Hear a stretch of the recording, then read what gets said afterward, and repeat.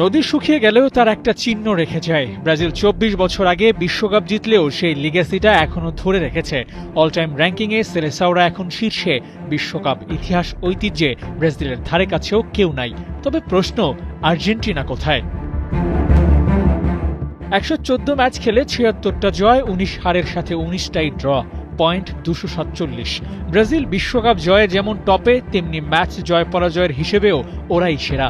সেখানে গেল ১২ বছরে ২বার ফাইনাল খেলা আর্জেন্টিনা নাই ব্রাজিলের আশেপাশে। বিশ্বকাপ টপিকে ব্রাজিলের সমান হতে আর্জেন্টিনাকে পাড়ি দিতে হবে বহু পথ। ৩বার বিশ্বকাপ জেতা আর্জেন্টিনা ম্যাচ খেলেছে ৮৮টি, জয় ৪৭, হার ২৪, ড্র ১৭টি। হারের সংখ্যায় ব্রাজিল ড্রর সাথে ব্যালেন্স করে নিলেও আর্জেন্টিনা সেটা পারেনি। ওদের হার ছাপিয়ে গেছে ড্রকেও, আর এতেই অল টাইম র্যাঙ্কিংয়ে পয়েন্ট তোলায় পিছিয়ে পড়েছে ডিফেন্ডিং চ্যাম্পিয়নরা। মূলত বিশ্বকাপের অল টাইম র্যাঙ্কিংয়ের হিসেবটাই হয় ম্যাচ জয়, হার, গোল ব্যবধান আর ড্রর হিসেবে।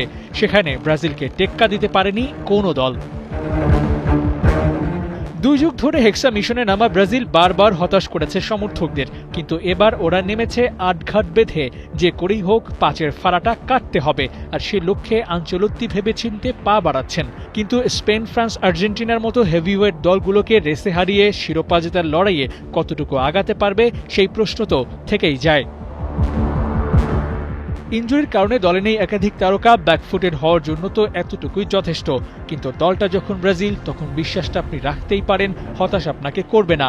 এবারের দল নিয়ে শিরোপা জেতার পেছনে সবচেয়ে বড় মোটিভেশন হতে পারে একটা ইয়ং প্লেয়ার আর কোচিং মান। আঞ্চলত্তির অভিজ্ঞতা এবার এই দলটাকে শিরোপার রেসে দিতে পারে অ্যাডভান্টেজ।